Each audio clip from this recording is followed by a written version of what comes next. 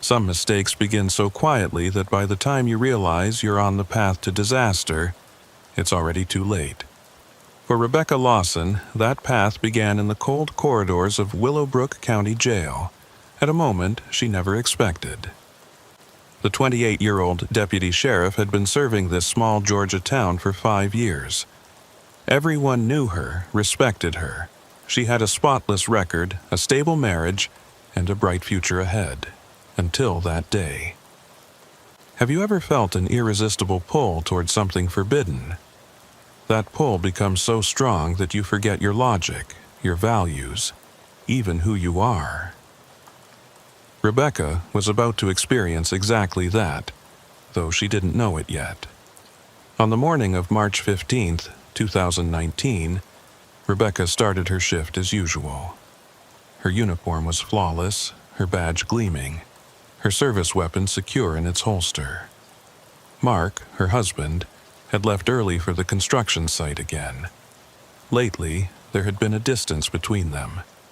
In their 3rd year of marriage, it seemed they had nothing left to talk about. Rebecca tried not to think about it. She had work to do, responsibilities to fulfill. Willowbrook County Jail was a medium security facility housing about 200 inmates. Rebecca's duties included supervising inmate transfers, conducting cell inspections, and maintaining security. It was routine work, predictable and safe, or so she thought. That morning, Sheriff Tom Bradley called her into his office. The old man had been like a father figure to her since she joined the force. His weathered face showed concern as she sat down. "Rebecca, I need you to take over the morning rounds in Block C," he said, his voice grave. Jake's wife went into labor last night.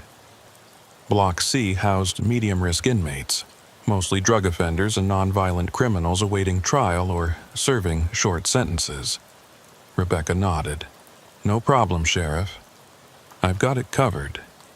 "There's a new transfer in C-17, Bradley continued, sliding a file across his desk.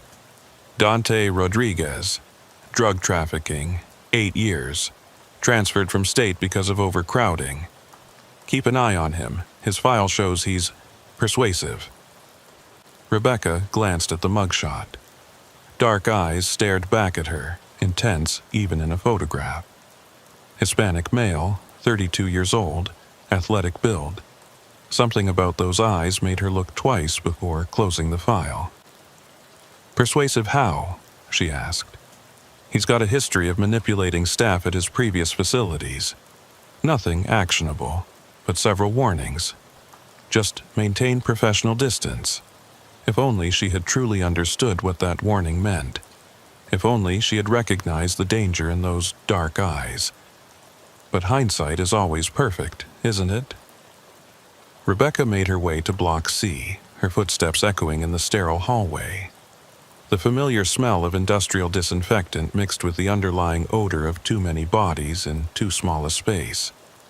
She had walked these halls hundreds of times, but today felt different somehow. Maybe it was the unexpected assignment, or maybe it was something else entirely. The inmates were having breakfast when she arrived. Through the reinforced glass, she could see them hunched over their trays, the same gray slop they served every morning. Most didn't look up as she passed. They knew the routine. But as she approached C-17, she felt eyes on her. Dante Rodriguez was standing by his cell door, not eating. He was taller than his mugshot suggested, maybe 6'2", with the kind of presence that fills a room even when he's standing still. His orange jumpsuit did nothing to diminish the controlled power in his movements as he turned to face her.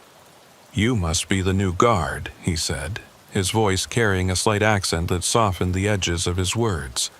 "I haven't seen you on this block before." "Deputy Lawson," Rebecca responded curtly, maintaining eye contact. "And I'm not new. Just covering today."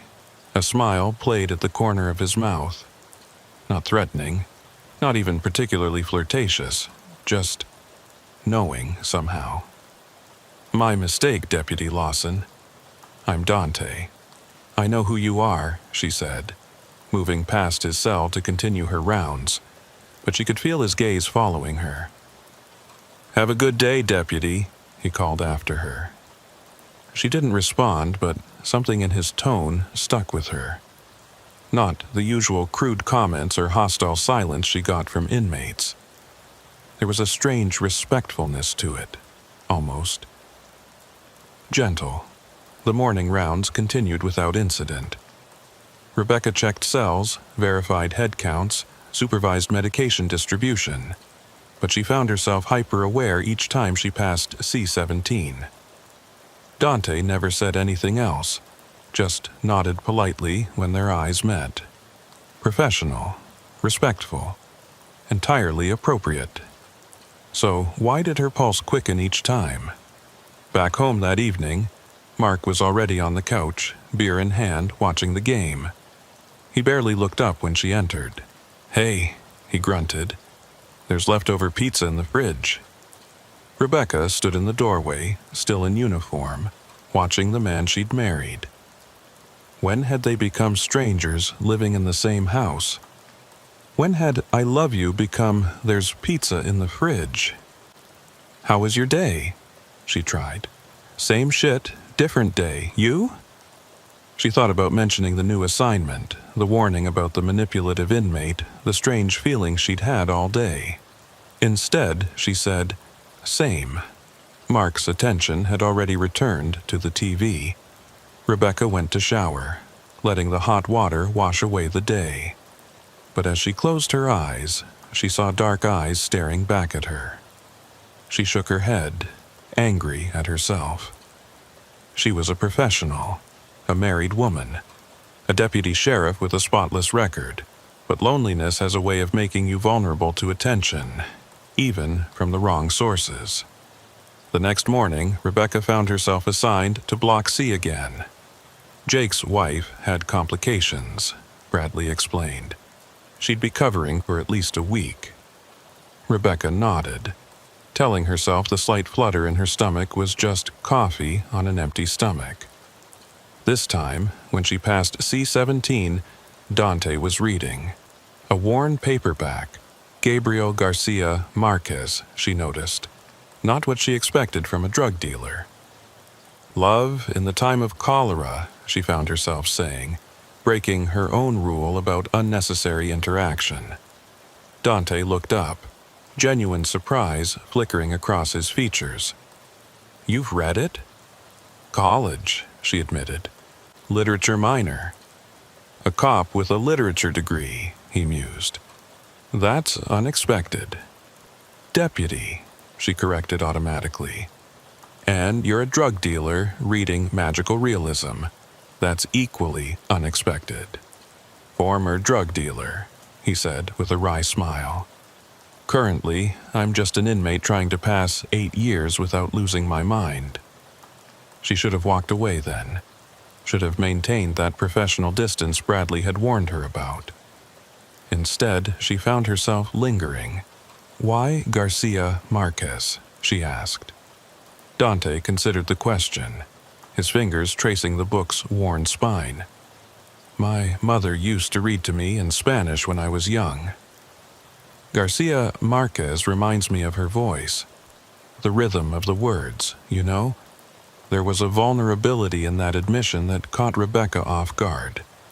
She'd been prepared for manipulation, for smooth talking, for con games.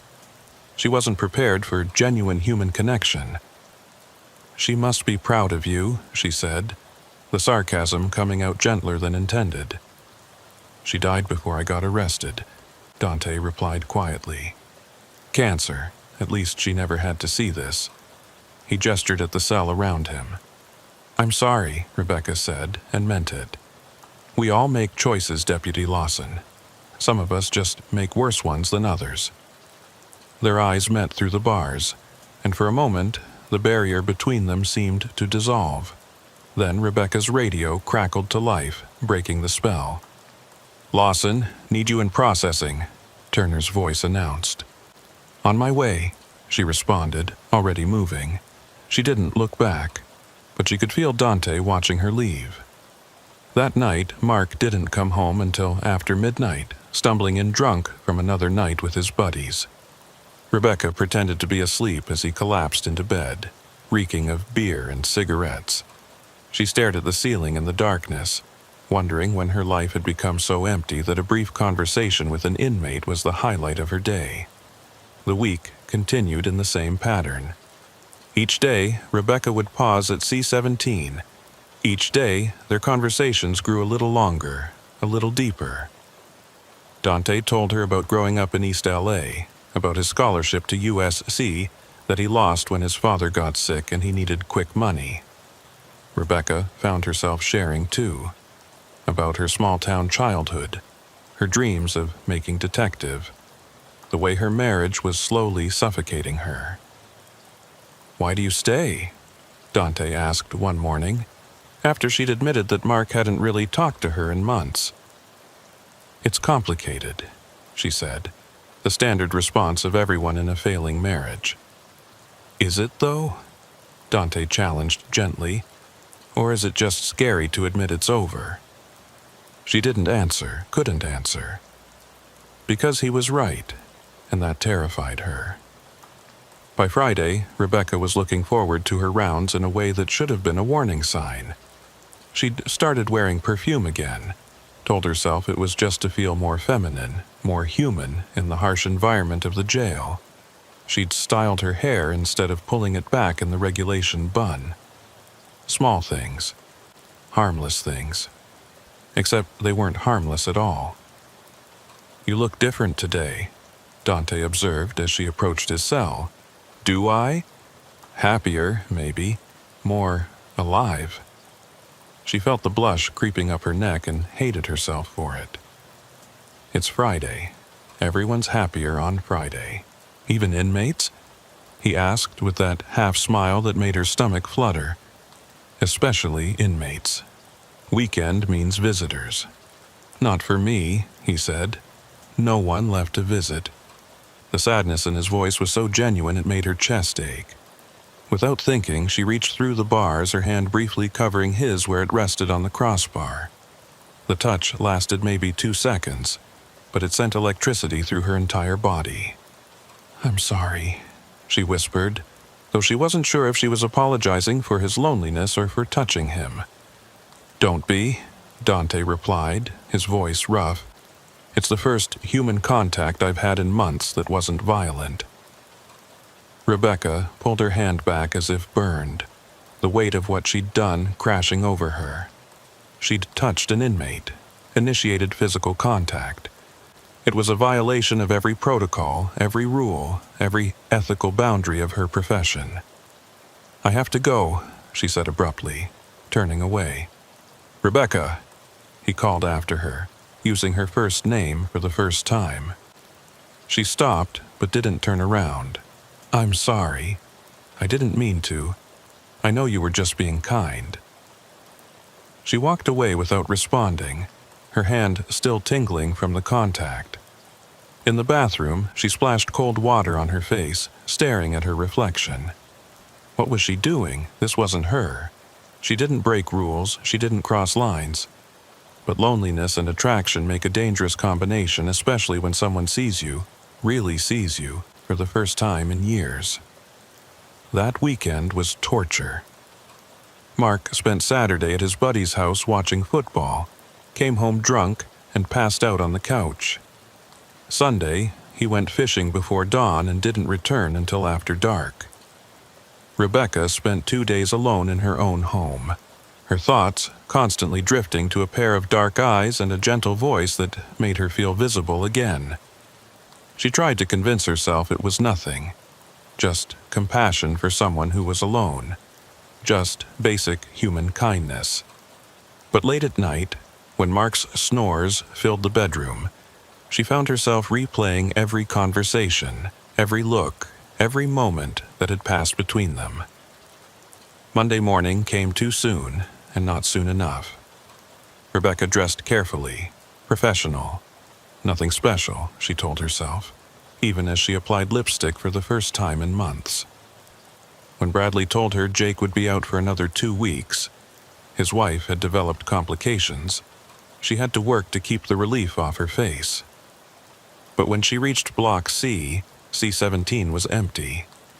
Panic flared in her chest, completely disproportionate to the situation. She grabbed Turner as he passed. "Where's Rodriguez?" "Medical," Turner replied. "Got jumped in the yard yesterday. Pretty bad from what I heard." Rebecca's professional mask slipped for just a moment, concern flooding her features. Turner noticed. "You okay, Lawson?" "Fine," she said quickly. We're supposed to prevent that kind of thing." Turner shrugged. "Can't watch everyone all the time. Besides, Rodriguez probably had it coming. Drug dealers usually do."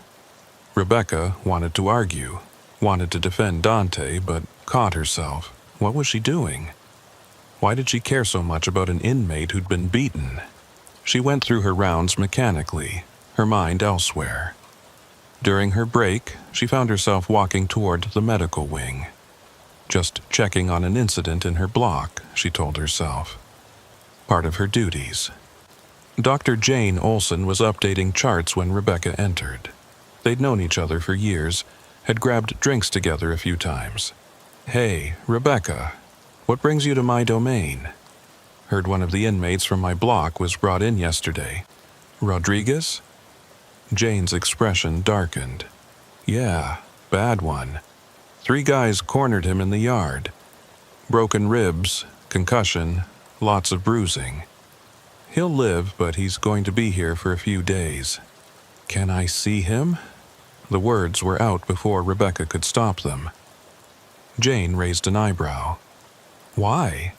I've been doing rounds on his block. Just want to make sure he's okay. For my report." It was a weak excuse, and they both knew it.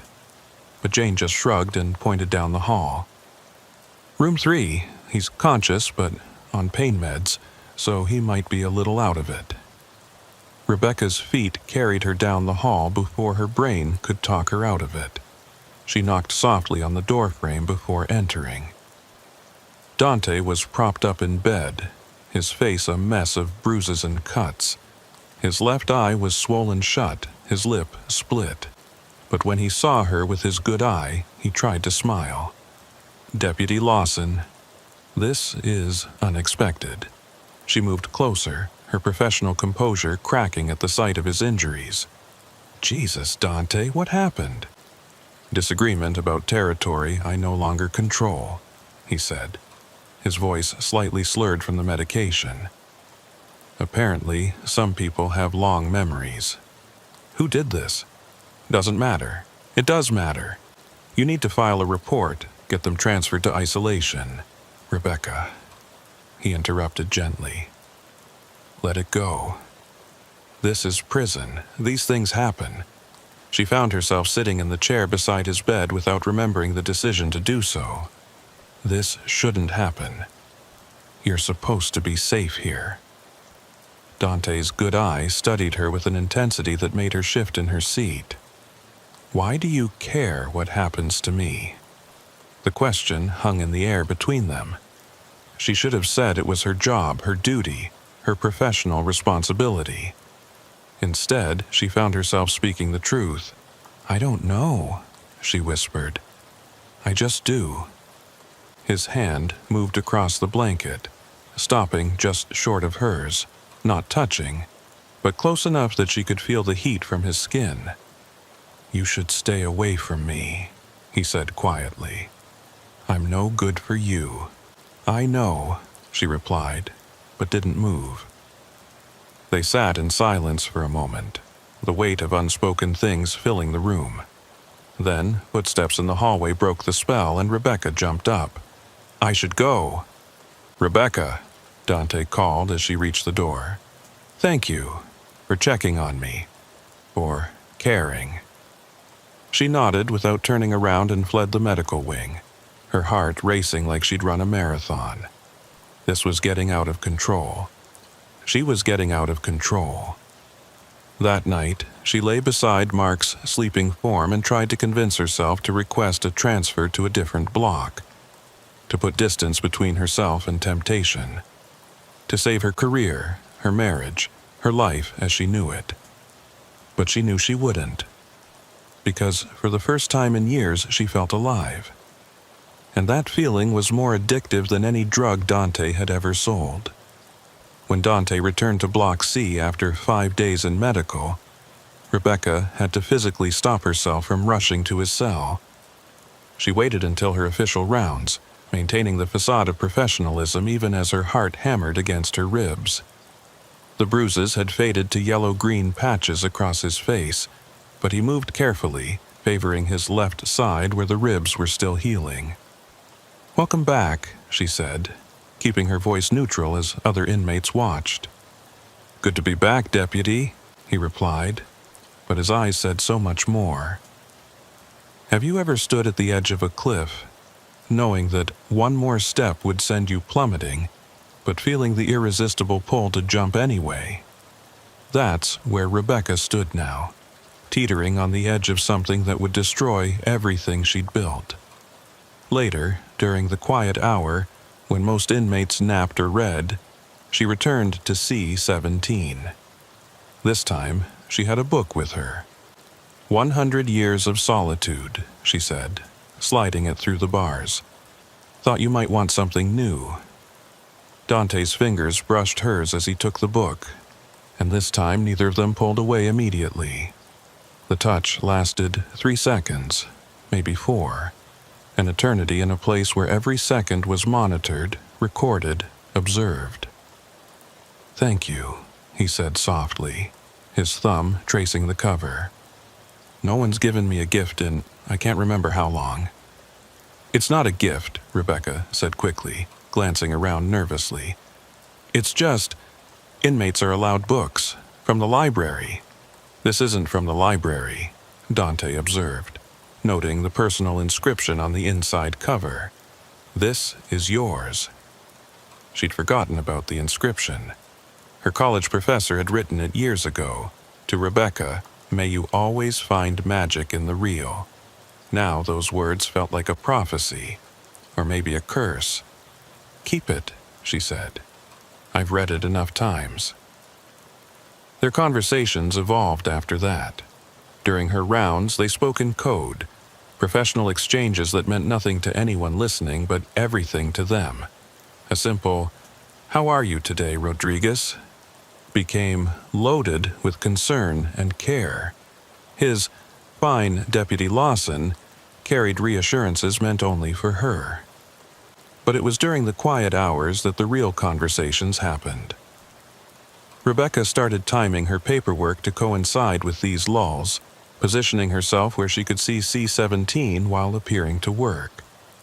They talked through the bars in hushed tones about books, about dreams, about the roads that had led them to this moment. "Tell me about before," Dante asked one afternoon. "Before Mark, before this job, who were you?" Rebecca thought about it, realizing she'd almost forgotten that girl. "I was going to be a writer," she admitted. "Journalism, maybe novels. I had all these dreams about traveling the world, telling important stories. What happened?" "Life," she said simply. "Dad got sick, needed help with medical bills. The sheriff's department was hiring, had good benefits. It was supposed to be temporary. Nothing's more permanent than a temporary solution," Dante observed. "What about you? Who were you before all this?" His smile was sad. "Would you believe I was pre-med? Really? 3 years at USC. I was going to be a surgeon, had the grades, the dedication. Then my father's construction business went under. He'd borrowed from the wrong people to keep it afloat, when he couldn't pay." Dante shrugged. Someone had to take care of it. "And once you start moving product for those kinds of people, they don't let you stop." "You could have gone to the police." "Could I?" "They threatened my little sister, my mother. By the time I wanted out, I was in too deep. The FBI raid was almost a relief. Rebecca found herself reaching through the bars again, her hand covering his. This time, she didn't pull away. Neither did he. 8 years seems like forever, he said, his thumb tracing circles on her palm. But maybe it's a chance to figure out who I am without all that weight. Maybe, she agreed, though they both knew 8 years was an eternity in a place like this. People didn't usually come out of long sentences the same as they went in. The moment stretched between them, dangerous and perfect. Then footsteps echoed down the corridor, and Rebecca yanked her hand back, returning to her paperwork as Officer Turner rounded the corner. "Lawson, sheriff wants to see you." Her blood ran cold. Had someone seen? Reported her? She stood on unsteady legs, avoiding Dante's eyes as she followed Turner. But Sheriff Bradley just wanted to discuss scheduling. Jake would be back next week, he explained. Rebecca would return to her regular rotation. She nodded, smiled, said all the right things, even as her heart sank. No more Block C. No more quiet conversations through bars. No more Dante. That night, she told Mark she was going to book club. There was no book club. Instead, she sat in her car in the parking lot of a closed grocery store and cried. When had she become this person? When had an inmate become the highlight of her days? Her phone buzzed.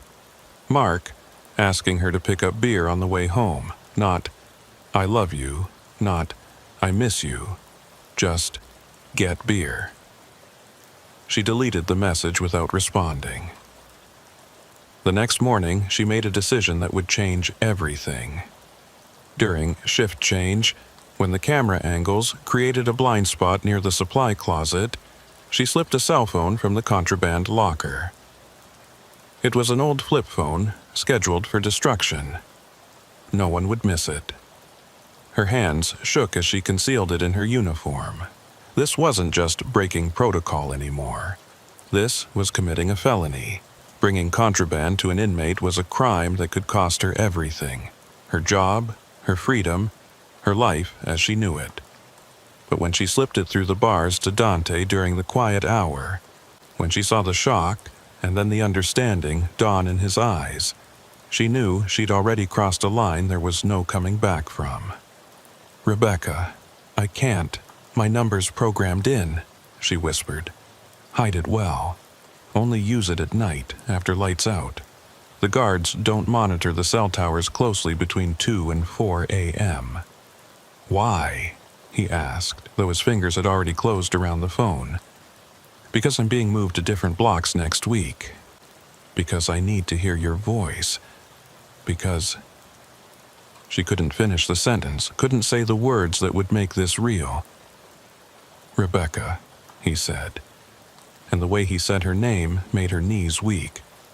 "This is dangerous. I know. For you, more than me. I know. I'm not worth it." She met his eyes through the bars. "That's not your decision to make." That night, at 2:17 a.m., her phone rang. She'd been lying awake, Mark snoring beside her, waiting. She slipped out of bed and into the bathroom, her heart racing. "Hi," she whispered. "Hi," Dante replied. And just hearing his voice without the barrier of bars between them made her skin tingle. "I can't believe you did this. Neither can I. Rebecca, if they find out, they won't. I'm careful." Famous last words in a place full of cameras and snitches. But he didn't hang up. They talked for an hour, whispers in the darkness about everything and nothing. About the books they'd read, the places they'd never been, the people they might have been in different lives. When she finally had to go, afraid Mark would wake and wonder where she was, saying goodbye felt like tearing off a piece of herself. This became their routine. Every night, sometime between 2 and 4 a.m., he would call. Rebecca became an expert at slipping out of bed without waking Mark, at keeping her voice low enough not to carry through the thin bathroom door. She was exhausted from lack of sleep, but more alive than she'd been in years.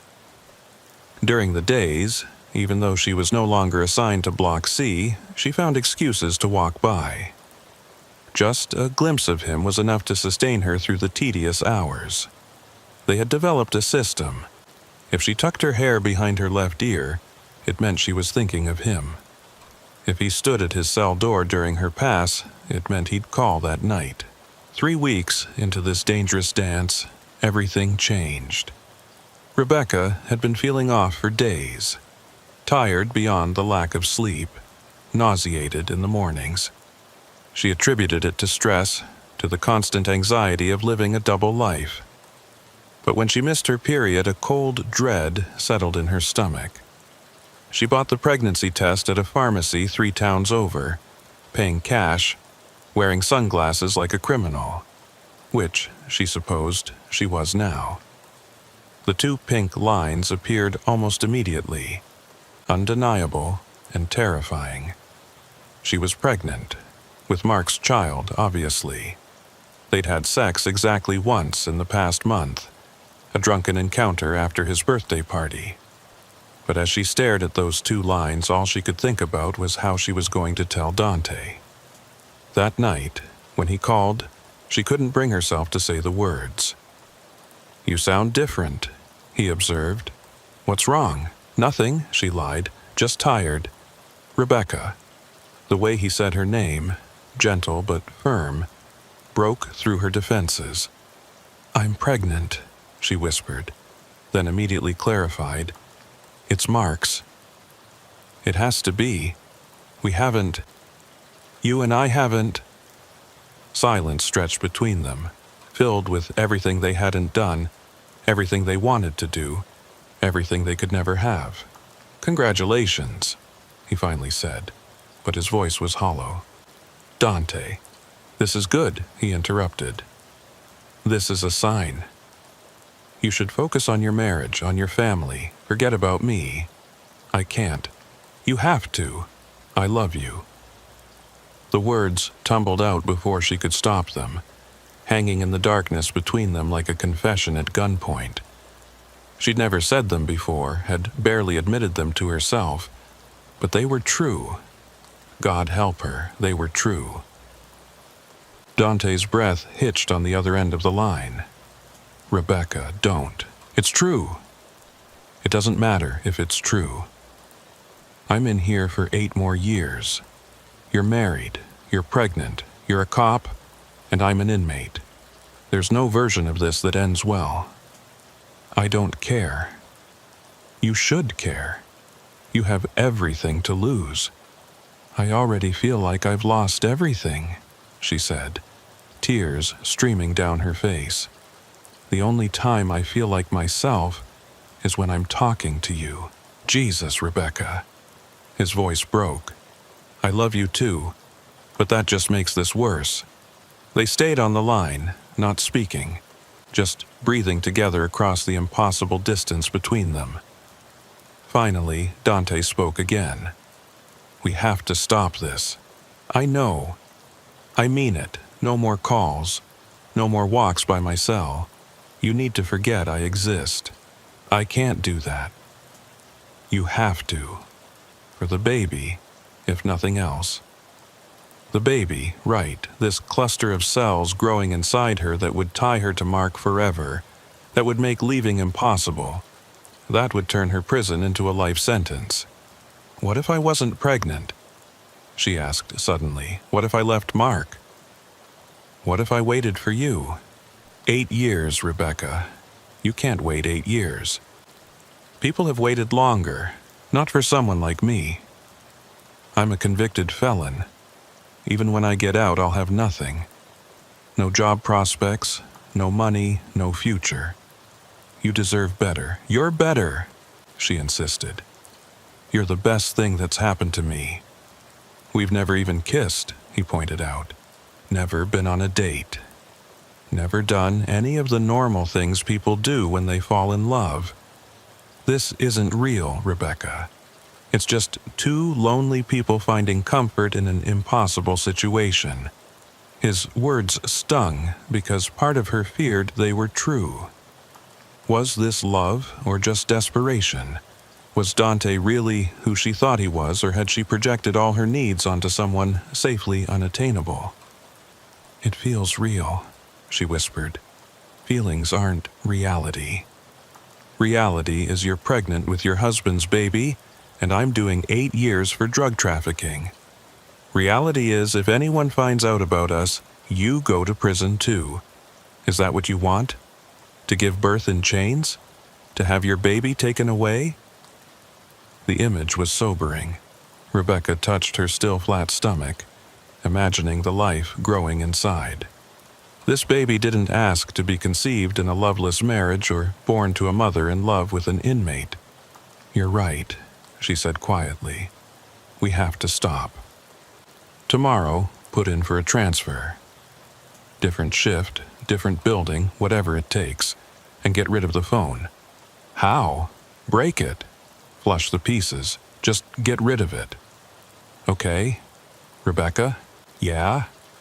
In another life, we could have been everything."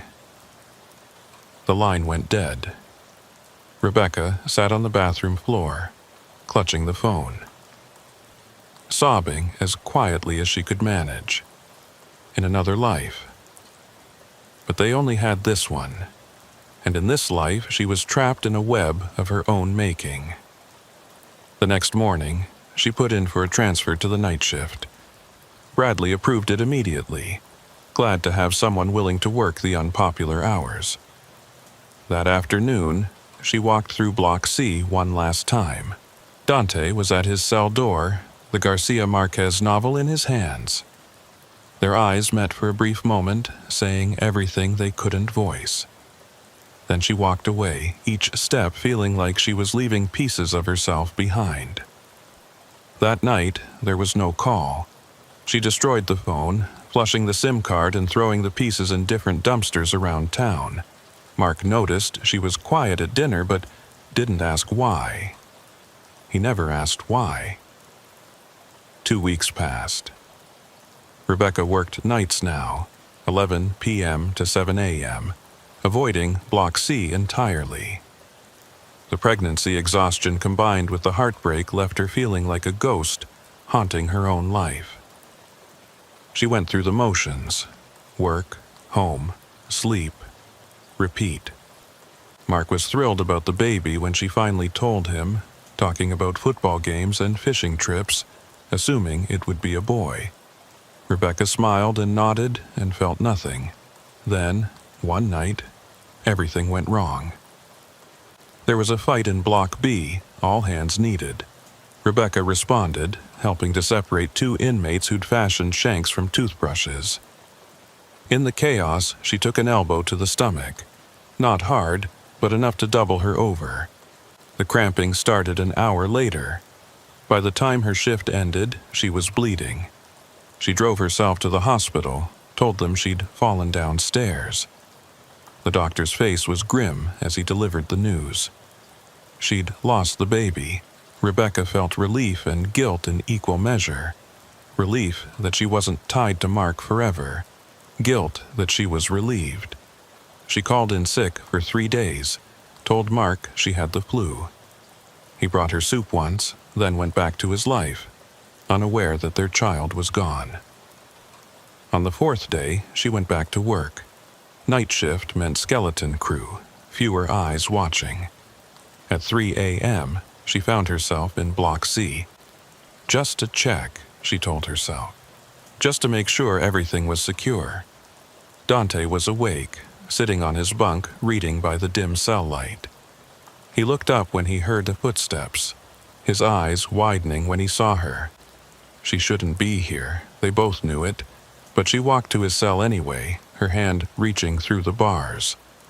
"Rebecca," he whispered, moving to the door. "What are you doing here?" "I lost the baby," she said quietly. His hand covered hers, warm and solid and real. "I'm sorry." "I'm not," she admitted. "Does that make me a terrible person?" No, it makes you human. They stood there, hands clasped through the bars, the weight of everything unsaid pressing down on them. Then Rebecca made a decision that would seal both their fates. "I'm getting you out," she said. "What?" "I'm getting you out. I don't know how yet, but I'm going to find a way." "Rebecca, no, that's insane. Maybe, but I can't do this anymore.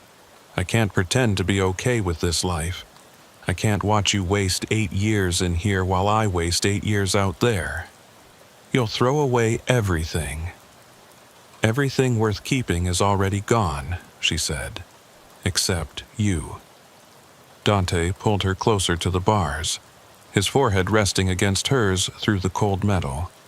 "This is crazy. I know. We'll get caught. Maybe. You'll go to prison. At least we'll be in the same place," she said with dark humor. "I can't let you do this. You can't stop me." And in that moment, in the dim light of Block C with the world asleep around them, the plan began to form. It would take months of preparation, careful planning, and more courage than either of them knew they possessed. But the decision was made. Rebecca Lawson, deputy sheriff, was going to break Dante Rodriguez out of prison, or die trying. Planning a prison break isn't like what you see in movies. There's no digging tunnels with spoons or elaborate schemes involving helicopters. Real escape plans are built on routine, patience, and the exploitation of human weakness. Rebecca learned this over the 4 months that followed her promise to Dante. Have you ever kept a secret so dangerous that it feels like carrying a live grenade in your pocket? Every moment, every interaction, every breath becomes calculated. Rebecca became an expert at living 2 lives, the dedicated deputy sheriff by day, the woman plotting a felony by night. The first thing she did was study. Not just Willowbrook County Jail, but prison breaks across the country. Most successful escapes, she discovered, had one thing in common: inside help. Guards who looked the other way, administrative staff who forgot to file paperwork, medical personnel who falsified records. She had the inside position. Now she needed to figure out how to use it. She started with the shift patterns, memorizing every detail. Tuesday nights had the lightest coverage. Just 3 guards for the entire facility. The cameras in the medical transport bay had been malfunctioning for months. The repair request perpetually delayed due to budget constraints. The fence near the loading dock had a blind spot, invisible from both guard towers after midnight, when the floodlights created deep shadows. "You're different," Mark observed one evening, surprising her as she pored over work schedules she'd brought home. Rebecca's heart stopped. "What do you mean?" "I don't know. More focused, maybe. Like you've got a purpose again." If only he knew what that purpose was. "Just trying to get that promotion," she lied smoothly. "Deputy supervisor position opens up next year." Mark nodded, already losing interest. "Good for you, babe. Maybe we can finally afford that boat." She smiled and nodded, knowing she'd be long gone before any promotion came through. That night, she updated Dante during their 3 a.m. call. They'd resumed them after a week of unbearable silence, unable to stay away from each other. "Mark almost caught me looking at schedules," she whispered. "This is too risky," Dante said for the 100th time. "Rebecca, you don't have to do this." "Yes, I do. Now listen. Tuesday, November 19th. That's our window. That's 3 months away. We need time to prepare. You need to get transferred to the medical wing that week. Can you fake something?" "I could, but they'll do tests. They'll know I'm not really sick." "Not if the test results say otherwise." Rebecca had been cultivating a relationship with Dr. Olson, bringing her coffee, asking about her kids. Trust was currency, and she was investing carefully. I can handle the medical records." "Jesus, Rebecca, you're talking about falsifying federal documents." "I'm talking about saving us both," she corrected. 8 years, Dante. Do you really want to wait 8 years to start living?" His silence was answer enough. As summer turned to fall, Rebecca's plan solidified. She opened a bank account in a fake name using a stolen ID from the evidence locker, another felony to add to her growing list. She deposited small amounts of cash, never enough to trigger reporting requirements. She bought a used car with cash from a private seller 2 states over, registered to her fake identity. She rented a storage unit where she stockpiled supplies, clothes for both of them, hair dye, fake glasses, enough cash to last months, maps of routes to Mexico. The hardest part was maintaining normalcy at home. She still slept beside Mark, still ate dinner across from him, still responded to his increasingly rare attempts at intimacy. Each day felt like walking through a minefield, one wrong step away from destruction. "I think we should try for another baby," Mark announced one October evening, pulling her into an unexpected embrace. Rebecca's skin crawled at his touch, but she forced herself to remain still. "Maybe we should wait a bit. After my promotion." "Always about work with you lately," he muttered, but let her go. 2 weeks before the planned escape, Rebecca made her boldest move yet. During a night shift, she accessed the personnel database and created a maintenance work order for November 19th. The transport vehicle would need servicing, requiring it to be left overnight with a spare key in the magnetic box underneath. Standard procedure for the morning mechanic. She also began her manipulation of Dr. Olson, carefully planting seeds of doubt about the reliability of certain test results, mentioning a news article about lab contamination at the county facility. When Dante developed severe abdominal pain on November 15th, courtesy of a carefully measured dose of ipecac Rebecca had smuggled to him, Olson was already primed to believe the blood test results Rebecca would later falsify. "Appendicitis indicators," Rebecca typed into Dante's medical file after Olson had gone home, her hand steady despite the magnitude of what she was doing. "Recommend observation for 72 hours. Dante was transferred to the medical wing that evening. The medical wing that, due to overcrowding, had temporary cells with older locks. Locks that Rebecca had learned to pick during long nights of practice on similar models she'd ordered online. November 19th arrived gray and cold, fitting weather for the death of Deputy Sheriff Rebecca Lawson and the birth of whoever she would become. She worked her regular night shift, every action precisely normal. At 2:47 a.m., she disabled the camera in the medical wing hallway by spraying it with a clear adhesive that would cloud the lens but look like natural condensation on review. Her hands didn't shake as she picked the lock to Dante's cell. They'd only trembled the first time, weeks ago in her garage. Now, the action was smooth, practiced. The lock clicked open in under 30 seconds. Dante stood waiting, dressed in the civilian clothes she'd smuggled in piece by piece. Jeans that looked like medical scrubs from a distance, a dark jacket that could pass for an orderly's uniform. "Ready?" she whispered. "Are you sure about this?" "Once we walk out that door, we're free," she finished. They moved through the facility like ghosts. Rebecca knew every camera angle, every motion sensor, every guard's routine. She'd walked this route 100 times in her mind, 50 times in reality during her shifts. They reached the transport bay without encountering anyone. The vehicle was there as planned, keys in the magnetic box. Rebecca had disabled the GPS tracker the day before during a routine inspection. They climbed in, Dante lying flat in the back, covered with a blanket. Rebecca drove toward the gate, her badge ready.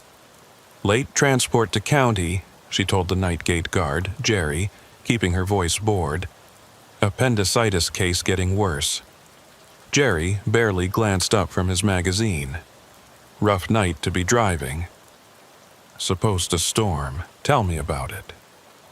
The gate opened. They drove through. And just like that, they were out. Rebecca drove for exactly 12 minutes before pulling into an abandoned rest stop where she'd hidden the other car. They switched vehicles quickly, Dante taking the wheel of their escape car, while Rebecca changed out of her uniform and into civilian clothes.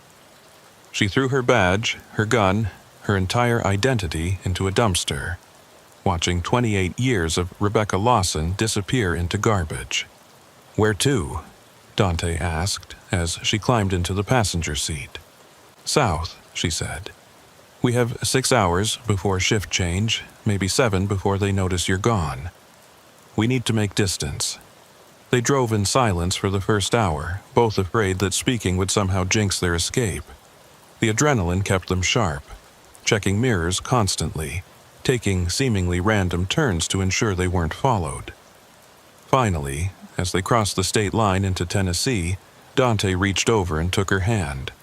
"We did it," he said, wonder in his voice. "Not yet," Rebecca cautioned. "We're not safe yet." But she squeezed his hand back, feeling his warmth, his realness, without bars between them for the first time. The sensation was overwhelming. She'd dreamed of this moment for months, but the reality was both more ordinary and more extraordinary than she'd imagined. They stopped at a truck stop near Nashville as dawn broke. Rebecca had chosen it specifically. No cameras in the parking lot. Pay in cash policy. The kind of place where people minded their own business. She dyed her hair in the grimy bathroom, transforming from blonde to dark brunette. Dante shaved his head completely, the change dramatic enough that he looked like a different person.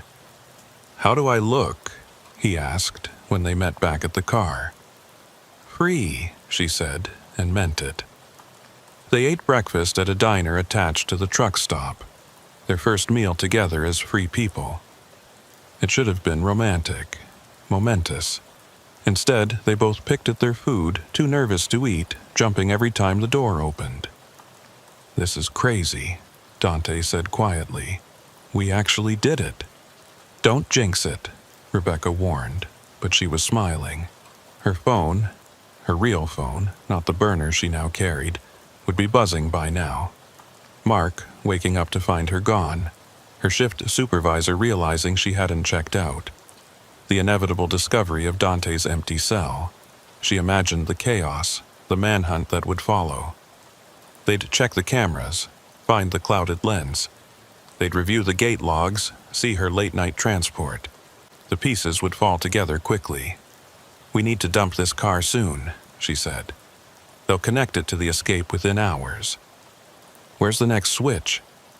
"Memphis. I've got another car waiting, registered to a completely different identity." "You really thought of everything." "I had 4 months to plan, and I had motivation." They looked at each other across the Formica table, and for a moment, the weight of what they'd done fell away. This was it. They were together, really together, with no bars, no cameras, no impossible circumstances keeping them apart. "I love you," Dante said, the words carrying more weight now that they were free to act on them. "I love you too," Rebecca replied. "Enough to throw away everything." Was it worth it? She thought about Mark, probably calling her phone repeatedly by now. About Sheriff Bradley, who'd trusted her, mentored her. About her parents, who'd be devastated when they learned what she'd done. About the career she'd built, the life she'd known, all ashes now. "Ask me when we're in Mexico," she said. They abandoned the first car in Memphis as planned, switching to an older model Honda that wouldn't draw attention. The news had broken by then. They heard it on the radio as they drove. Escaped from Willowbrook County Jail early this morning, Dante Rodriguez, serving 8 years for drug trafficking, is believed to have had inside help. Deputy Sheriff Rebecca Lawson is also missing and is considered a person of interest. Both should be considered armed and dangerous. Armed and dangerous. Rebecca laughed bitterly. I threw my gun in a dumpster. They always say that, Dante noted. Makes people more likely to call in tips. And the tips would come. Every gas station they stopped at, every motel they might check into, every interaction with another human being became a potential threat. They drove 16 hours straight, taking turns at the wheel, pushing toward the Mexican border. By nightfall, they were in Texas, exhausted but wired on adrenaline and gas station coffee. Rebecca had booked a motel room under her fake name, paying cash for 3 nights though they'd only stay 1. The room was dingy, water-stained ceiling and cigarette-burned bedspread, but it was theirs. They stood facing each other in the dim light of the single lamp, suddenly awkward. They'd declared their love through prison bars, planned a life together in whispered phone calls, but they'd never been alone in a room, never been able to touch without metal between them. This is strange, Rebecca admitted. We're strangers, Dante agreed. In a way. We know each other's souls, but not this. He gestured at the space between them, the bed that dominated the small room, the freedom to be together that now felt overwhelming. We can take it slow, Rebecca said, though every nerve in her body was screaming for his touch. We just committed multiple felonies together, Dante pointed out. I think we're past slow. He crossed the room in 2 steps, his hands cupping her face, and kissed her. It was nothing like Rebecca had imagined during all those lonely nights. It was better and worse, awkward and perfect, desperate and gentle. They were learning each other for the first time while feeling like they'd known each other forever. When they finally pulled apart, both breathless, Dante rested his forehead against hers. I can't believe you did this for me. For us, she corrected. I did it for us. They made love like fugitives, desperately, quietly, aware that the world outside was hunting them. But for those hours in that dingy motel room, they were just 2 people who had chosen each other over everything else. Later, lying in the dark with Dante's arm around her, Rebecca's phone buzzed with a text from the burner phone she'd given to her one ally. They know about Memphis, roadblocks on all routes south. Consider alternative. Rebecca showed it to Dante. We can't make it to Mexico. Not yet. Where then? She thought about their options, the contingency plans she'd made. West, Nevada, maybe. Lots of places to disappear in Las Vegas. Together. They left before dawn, taking back roads, avoiding main highways where roadblocks would be set. The radio continued to broadcast updates on their escape. Rebecca's photo was everywhere by now. The betrayed husband giving interviews, the shocked sheriff expressing disbelief, the community demanding justice. Deputy Sheriff Rebecca Lawson was someone we trusted, Sheriff Bradley said in a radio interview. She betrayed that trust in the worst possible way. We will find her, and she will face justice. Rebecca turned off the radio. That life, that person, was dead now. She had to believe that, had to become someone new entirely, or they'd never survive. As they drove toward the sunrise, toward an uncertain future, she reached over and took Dante's hand. No regrets? He asked. She thought about it honestly. Her old life seemed like a dream now, something that had happened to someone else. The woman who had put on that uniform every day, who had lain beside a man she didn't love, who had followed rules that were slowly killing her. That woman was gone. No regrets, she said, and meant it. But freedom is more complicated than just escaping. And as the miles stretched behind them and the desert opened up ahead, Rebecca began to understand that breaking out of prison was the easy part. Staying free, that would be the real challenge. Las Vegas was supposed to be their sanctuary. In a city built on illusions and false identities, two fugitives should have been able to disappear easily. But Rebecca quickly learned that freedom as a wanted criminal was its own kind of prison. They'd been in Vegas for 3 weeks, living in a weekly rental motel on the outskirts where nobody asked questions if you paid in cash. Rebecca had become Jane Mitchell, a blackjack dealer looking for work. Dante was Miguel Santos, a construction worker with papers that would pass casual inspection, but not much more. They were ghosts trying to build a life on foundations of sand. Have you ever been so paranoid that every siren makes your heart stop? Every knock at the door feels like the end? That was their existence now. Freedom, but at what cost? "We need to leave," Rebecca said one morning, staring at her laptop screen. She'd been checking news sites obsessively, using VPNs and public WIFI to avoid detection. "They've traced us to Nevada." Dante looked over her shoulder at the article. The FBI was now involved. Of course they were. She'd helped a federal prisoner escape. Their photographs were on the FBI's most wanted list. Rebecca's mother had given an interview, tearfully begging her to turn herself in. "Your mother," Dante said softly. "Don't," Rebecca warned. She couldn't think about her parents, about the shame and confusion they must be feeling. She'd written them a letter she could never send, explaining everything, apologizing for the pain she'd caused. It sat in her bag like a weight she carried everywhere. "Maybe we should separate," Dante suggested for the 3rd time that week. "They're looking for a couple." "If I go alone, no." Rebecca's response was immediate and fierce. "We didn't throw everything away just to be apart. We stay together." But staying together was getting harder. Money was running low. The cash she'd saved wouldn't last forever, and neither of them could get legitimate work. Rebecca had tried dealing cards at an off-the-books game, but the organizer had looked at her too long, too carefully. They'd left that night, changing motels again. "We could go to Canada," she suggested. "I have contacts there from before, people who might help." Cross another border. With our faces all over the news? He was right. They were trapped in a country that was hunting them, unable to leave, unable to stay still. The walls were closing in, just different walls than before. That night, lying in bed in their latest shabby motel, Dante asked the question she'd been dreading. "Do you regret it?" Rebecca considered lying, giving him the answer that would ease his guilt. But they'd built everything on truth, even if everything else was a lie. "Sometimes," she admitted.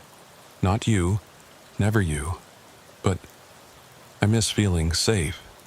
I miss not looking over my shoulder. I miss my mom." "I'm sorry," he whispered. "This is my fault. No, I made my choice. I'd make it again." She turned to face him in the darkness. "But I'm scared, Dante. I'm scared all the time." He pulled her close, and she could feel him trembling too. The strong, confident man she'd fallen for was just as terrified as she was. They were two people in love, drowning together in consequences they hadn't fully understood. The next morning changed everything. Rebecca had gone to get breakfast from a food truck, hood up despite the heat, sunglasses on. She was waiting for her order when she heard it. Definitely her. "I saw the news. Same height, same walk." 2 construction workers were staring at her, one already pulling out his phone. Rebecca's blood froze. She walked away slowly, forcing herself not to run, leaving the food behind. But she could hear footsteps following. She ducked into a casino, weaving through the crowds of tourists and gambling addicts, using the mirrors and chrome surfaces to track her pursuers. They were still following, now joined by casino security who'd been alerted. Rebecca's mind raced. She couldn't go back to the motel, couldn't lead them to Dante. She texted him from the burner phone. Burned. Run. Meet at backup. The backup was a storage unit they'd rented across town, their last resort meeting place. Rebecca ditched her phone in a bathroom trash can and slipped out through an employee exit she'd noted weeks ago. Always know your exits. A habit from her law enforcement days that now served a different purpose. She stole a bicycle from outside a convenience store, another crime to add to her list, and rode hard for 40 minutes, taking alleys and back streets. When she finally reached the storage unit, Dante was already there with their go bags. "How?" she gasped, out of breath. "Maintenance guy recognized me at the motel. I saw him calling it in as I left." They looked at each other, the reality sinking in. They'd been made. Vegas was blown. They had maybe an hour before the area was swarming with agents. "Where now?" Dante asked. Rebecca pulled out a map, one of the old paper ones because digital left traces. East, small towns, rural areas. We can hide better there. "For how long?" She didn't answer because they both knew the truth. Not long enough. Not ever long enough. They drove through the night in a car they'd stolen from long-term airport parking, plates switched with another vehicle. Rebecca had become an expert criminal remarkably fast, necessity being a harsh teacher. They listened to the radio, hearing their own manhunt unfold. Considered armed and extremely dangerous, Rebecca Lawson is trained in law enforcement tactics and should not be approached. "Extremely dangerous," Rebecca laughed bitterly. "I haven't hurt anyone." "You hurt Mark," Dante pointed out gently. She fell silent. He was right. Mark had given an interview the previous week, talking about his devastation, his humiliation, the faithful husband whose wife had chosen a criminal over him. He was playing the victim perfectly, though Rebecca wondered if he'd even noticed she was unhappy before she disappeared. They settled, temporarily, in a small town in Utah.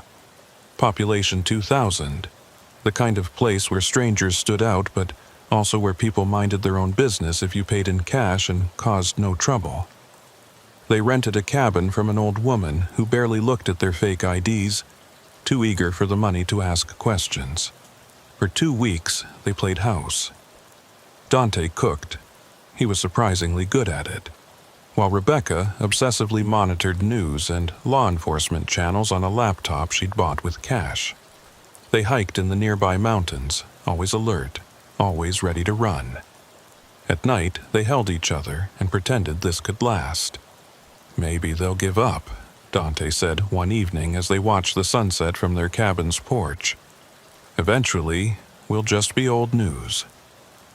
Rebecca knew better. She'd been a cop. Some cases went cold, but escape cases, especially ones involving law enforcement corruption, those never went away. They'd hunt her until they found her, no matter how long it took.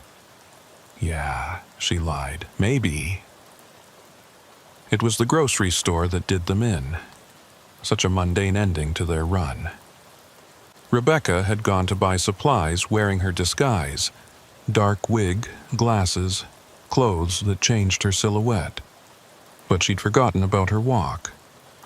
Everyone has a distinctive gait, and Rebecca's, confident, measured, learned from years in uniform, was as identifying as a fingerprint to the right eyes. The right eyes belonged to a retired FBI agent buying milk. She knew the moment he recognized her. His body language shifted, subtle but unmistakable to someone with her training. He didn't approach, didn't confront. Smart. He'd call it in, let the professionals handle it. Rebecca abandoned the groceries and walked calmly to the car. She had maybe 15 minutes before they descended. She drove back to the cabin, her hands steady despite the adrenaline flooding her system. "We're blown," she told Dante the moment she walked in. They'd practiced this. Go bags ready, they were in the car in under 3 minutes. But as they pulled out, Rebecca saw the roadblock being set up at the main road out of town. They were too late. Back roads, Dante suggested. Rebecca was already turning, but she could hear the helicopters now. In a town this small, there were only so many roads. They'd block them all. Dante, she said quietly, we're not getting out of this. Don't say that. Listen to me. When they stop us, you need to say, I forced you. Say, I threatened your family, that I manipulated you. Stop. You can get a reduced sentence if you cooperate. Say you were a victim. Stop. His voice cracked. We're in this together. Whatever happens, we're together. The road ahead was blocked. 3 FBI vehicles, agents in tactical gear. Rebecca looked in the mirror. More vehicles behind them. To the sides, forest they could run into but not escape through. They were surrounded. I love you, she said. I love you too. Rebecca stopped the car and put her hands on the steering wheel where they could be seen. Through the loudspeaker, familiar protocols she'd once been on the other side of. Exit the vehicle slowly, hands visible at all times. They looked at each other one last time as free people. Dante reached over, squeezed her hand briefly, then they opened their doors. The arrest was swift, professional. Rebecca didn't resist as they cuffed her. As they read her rights she could recite from memory. She watched them arrest Dante, saw him keep his eyes on her, even as they pushed him into a separate vehicle. Deputy Lawson, one of the agents said, his tone mixing disappointment with something like pity. You had such a promising career. That wasn't a life, she replied. It was just existence. The ride back was surreal. Sitting in the back of an FBI vehicle, watching the country scroll by through reinforced windows, Rebecca thought about choices. Every choice that had led to this moment. Taking the job she never wanted, marrying the man she didn't love, walking through Block C that first day, reaching through those bars to touch Dante's hand. She regretted none of it. Even now, facing certain prison time, she regretted none of it. 6 months of real life was worth more than 30 years of sleepwalking through a fake one. The trial was a sensation. Former Deputy Sheriff Rebecca Lawson, now defendant, sat in a courtroom she'd testified in dozens of times. Mark was there every day, playing the wronged husband for the cameras. Her parents sat in the back, her mother crying quietly, her father stone-faced. Sheriff Bradley took the stand, describing his sense of betrayal in terms that cut deep. But the prosecution's star witness was supposed to be Dante. They'd offered him a deal, testify against Rebecca, say she'd manipulated him and serve only 2 additional years. He'd refused. Mr. Rodriguez, the prosecutor pressed, isn't it true that Deputy Lawson used her position to coerce you? No, Dante said firmly, looking directly at Rebecca. I loved her. I still love her. Every choice we made together. His refusal to cooperate meant he'd serve his full original sentence plus additional time for the escape. But he held Rebecca's gaze as he said it, and she knew he meant every word. Rebecca took the stand in her own defense, not to deny her crimes, but to explain them. She talked about the emptiness of her marriage, the desperation of living a life that wasn't hers, the way Dante had made her feel alive for the first time in years. I betrayed my badge, she admitted. I betrayed the trust placed in me. But I couldn't betray myself anymore. I couldn't keep pretending to be someone I wasn't. The jury wasn't sympathetic. She was found guilty on all counts, aiding and abetting escape, bringing contraband into a correctional facility, destruction of government property, identity theft, and more. The sentence, 15 years in federal prison. As they led her away in shackles, she passed Dante being brought in for his own sentencing. They had seconds, just seconds, as they passed in the hallway. Their eyes met, and in that look was everything. Love, regret, defiance, sorrow. "Worth it?" he whispered. "Worth it," she confirmed. And she meant it, even facing 15 years, even having lost everything, she meant it. Because for 6 months she'd been truly alive. She'd loved and been loved. She'd chosen her own path, even if it led to a cell. The women's federal prison in California was nothing like the county jail she'd once worked in. Rebecca, now inmate number 78,432, learned to navigate a new world of unwritten rules and constant vigilance. She kept to herself mostly, using her law enforcement background to avoid trouble rather than court it. She wrote to Dante every week. The letters were screened, censored, sometimes lost, but she kept writing. He wrote back when he could, his letters the only light in her gray existence. They couldn't touch, couldn't speak, but their love persisted through carefully crafted words on prison stationery. 3 years into her sentence, she got unexpected news. Mark had finally filed for divorce, but more surprisingly, he'd included a letter. "I've been thinking a lot," he wrote, "about us, about what went wrong. I think I knew you weren't happy. I just didn't want to see it. I'm not saying what you did was right, but I understand why you felt trapped. I'm sorry for my part in that." It wasn't forgiveness, not exactly, but it was something. Rebecca wrote back, apologizing for the hurt she'd caused, wishing him well. He was remarried within a year, had the children he'd wanted. She was genuinely happy for him. Her mother visited monthly, the long drive from Georgia aging her more each time. They talked through reinforced glass, never about the escape, always about small things, the garden, the neighbors, the weather. Her father never came, couldn't forgive the shame she'd brought on the family. Rebecca understood. Some wounds don't heal. Year 5 brought a surprise. Dr. Olson visited, the first time anyone from Willowbrook had come. She looked older, tired, but her smile was genuine. "I figured it out, you know," Olson said. "After. The falsified medical records, the timing, I should have seen it." "Why didn't you turn me in?" Rebecca asked. Olson was quiet for a moment. "Maybe because I understood.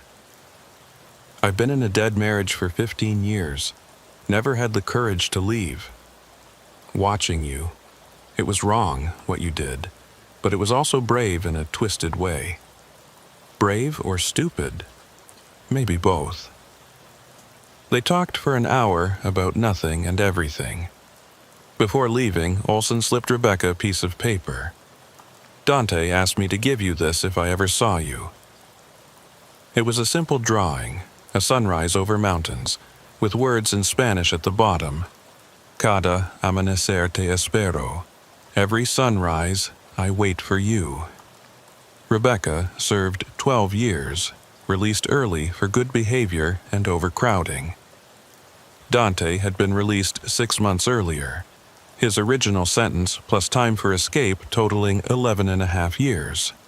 They'd planned this day through careful letters, coded messages that prison censors wouldn't catch. She walked out of a prison with a single bag, wearing clothes her mother had sent.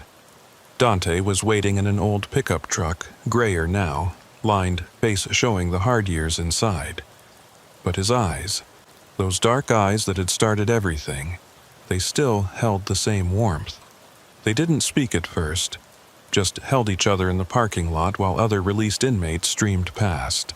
12 years of separation, of letters and memories and dreams of this moment. "Hi," she finally whispered. "Hi," he replied, and they both laughed at the inadequacy of it. They drove to a small apartment Dante had rented in Sacramento. Nothing fancy, but it was theirs. No bars, no guards, no cameras, just 2 people who'd paid an enormous price for the freedom to be together. That night, lying in bed without concrete walls around them, Rebecca asked, "Do you regret it?" Any of it? Dante was quiet for so long she thought he'd fallen asleep. Then, I regret the pain we caused others. Your parents, Mark, even Sheriff Bradley, but us? Never. 12 years in prison was worth 6 months of really living with you. Rebecca thought about the life she would have had, still married to Mark, still working at the jail, still dying slowly inside. Then she thought about the last 18 years. The escape, the manhunt, the arrest, the trial, the long years of incarceration. The price had been enormous. I love you, she said. I love you too. They were in their 40s now, with criminal records that would follow them forever. They'd never have normal jobs, never travel freely, never escape the shadow of their choices. But they were together. Finally, truly, legally together. And for Rebecca Lawson, who now went by her mother's maiden name, Rebecca Santos, that was enough. She'd spent 18 years paying for 6 months of freedom, and she'd do it again. Because some prisons are made of concrete and steel, and others are made of loveless marriages and unfulfilled dreams.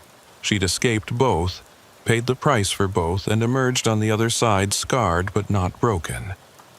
In the morning, watching the sunrise from their tiny balcony, Dante took her hand. "What now?" he asked. "Now we live," Rebecca answered. "Really live." And for the first time in either of their lives, they were truly free.